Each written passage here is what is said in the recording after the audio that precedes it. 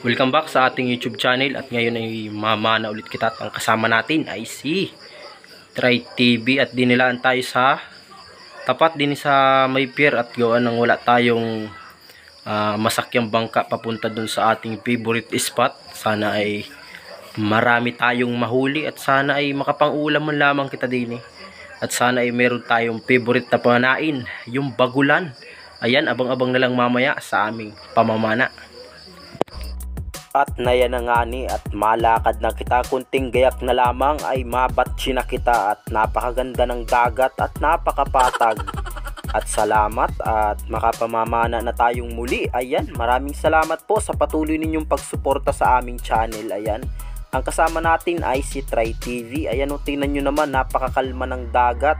Kaya sana makapang-ulam tayo sa ating spot na apamanaan at sana ay makabenta rin kung papalarin. Ano pang hinihintay natin? Let's dive! At ang una nating nakita din ay isang isda. Ayun, isa yung manitis. Wow! Kaso nga nila ay medyo maliit pa, kaya palampasin muna natin yan. Siguro ay pwede nang pang-ulam yan, kaso ay palaki-lakihin muna natin para sa sunod ay malaki-laki na yan. At din naman sa parting kanto ng batuhan ay may nakita akong isang makaslang na isda. Ang tawag dito ay isang surahan. Ayan, good size na, kaya agad kong pinana. At talaga namang napakailap nitong isda na ito.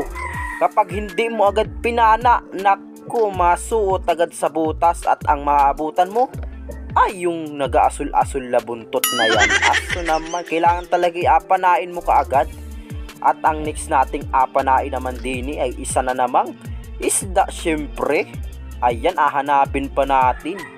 Ayun, isa pala yung as-asan kung tawagin din sa amin. Ayun oh, nakasandal maigi sa bato. Napakayapayapa niya. At ayun, damputin na lang sana natin ay hindi pala natin kayang damputin. Anong pagkailap? At din sa butas na ire ay huwag kayong gasusuot sa mga butas-butas at ba kung ano yung makita ninyo. Ayan oh, nakakita ako isang palasingsingan.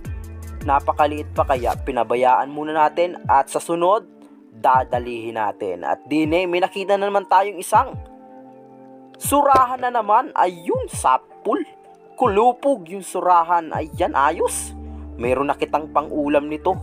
At sana ay meron pang mga kasama dinire at nang sa gayon ay makarami man lamang kita. At ilang araw na tayong di nakabinta at inapang-ulam lamang natin sa sobrang tagal nating di nakatikim ng isda ay talagang hinanap-hanap ko ang lasa ng isda.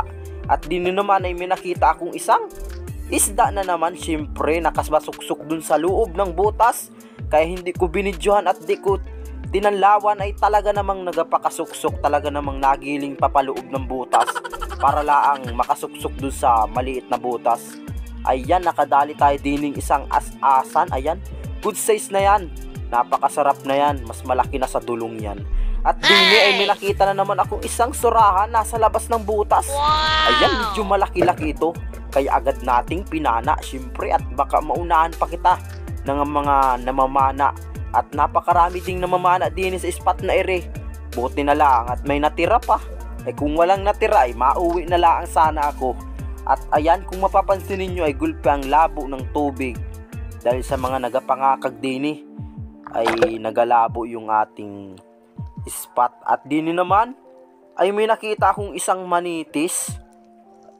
Ayun, pinakasilip ko pa maigi at pinakatutukan ko pa ng pana. Nako, ano na, at sayang pa yun, malaki-laki pa naman yung manitis na yun. Talaga namang iniwan tayo sa ere. Talagang hindi natin deserve ang mga ganun at hindi nag-work ang ating ginawa. At dini ay sos, nakakita ako ng mapait na pusit.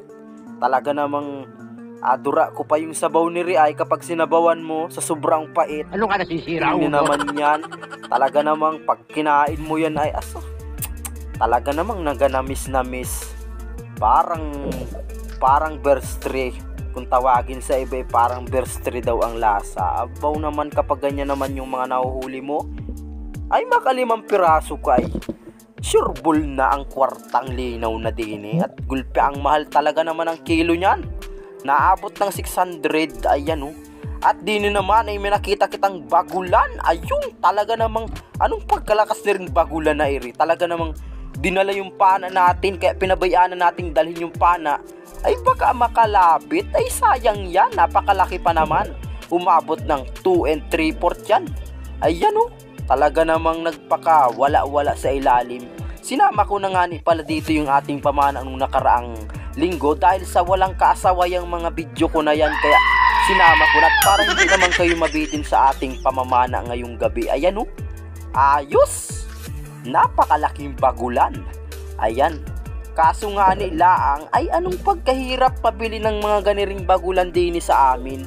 Gawa ng kapag malalaki ay malaki rin siyempre ang presyo, ay hindi inabili. Ang gusto laang ay mga 1 kiluhin, ay alangan namang bawasan pa natin ay siya na ang kilo niyan, ay hindi na bawasan lalo ang kilo niyan. Ayan o, kaya ang ginawa natin, inulam na lamang natin yan. Sa sobrang hirap maghanap ng buyer. Ayan, biyahe ko sana sa Lucena ay kasi baka pamasahe pa lang ay lugi na kita. At dine, may nakita akong isang bagulan nasa ibabaw ng tubig, sumalubong sa atin at siyempre panain ko na yan. Ayan o, abaw naman. Kapag inasorte ka nga naman, ikaw na ang nalapitan ng bagulan, ay awang kulaan kung hindi mo papanain yan. Ayan, ayos. At din naman ay nakadali rin ng isang malaking bagulan si Tray TV. Aniyabangan pa kita. Talaga namang inawasiwas pa sa atin yung bagulan. Sobrang laki.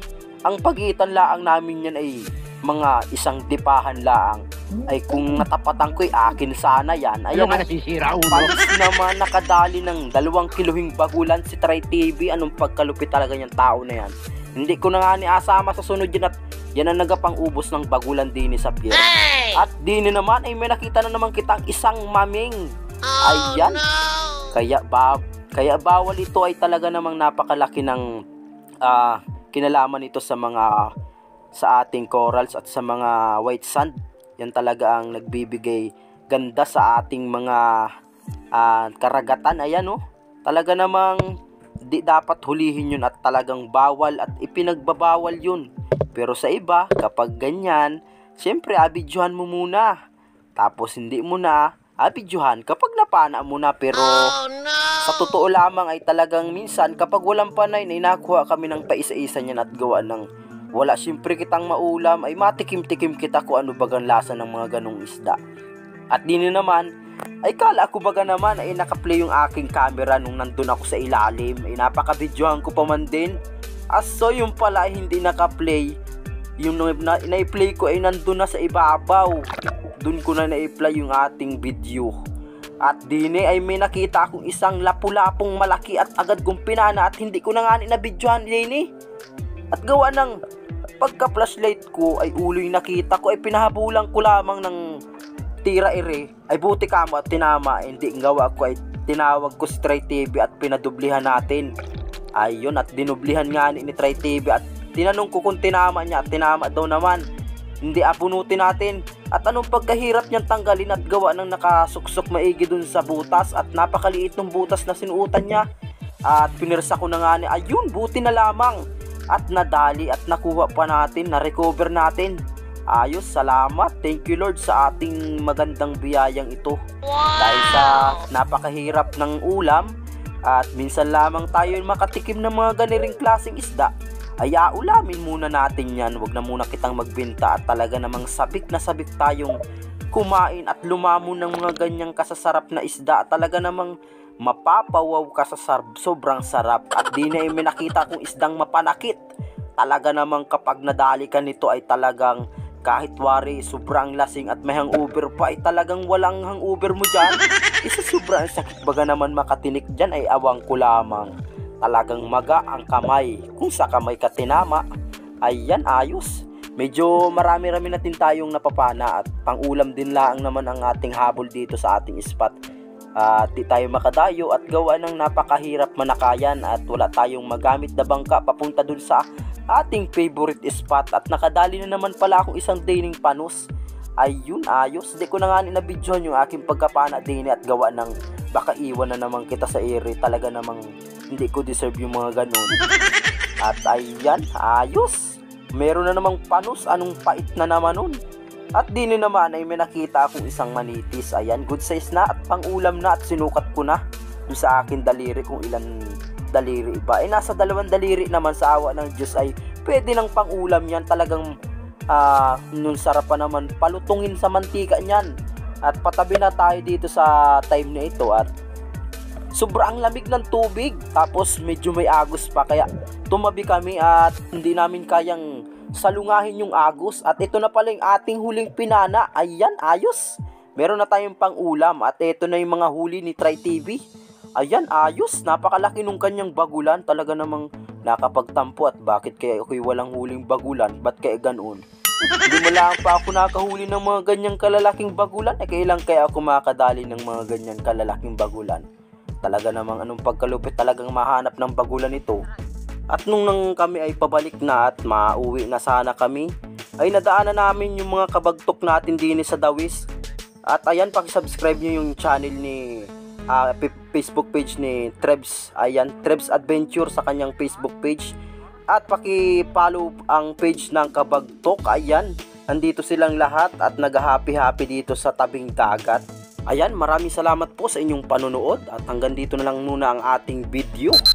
At maraming salamat din po sa mga hindi nag-i-skip ng ads at malaking tulong po yan para sa atin. Ayan, sana po ay patuloy nyo kaming suportahan sa pamamagitan ng pag-subscribe sa aming channel at paki-like and share at paki-press na rin ang bell button para lagi kayong updated sa aming mga susunod pang video. Ayan, maraming salamat po sa inyong lahat at mag-iingat po kayong palagi.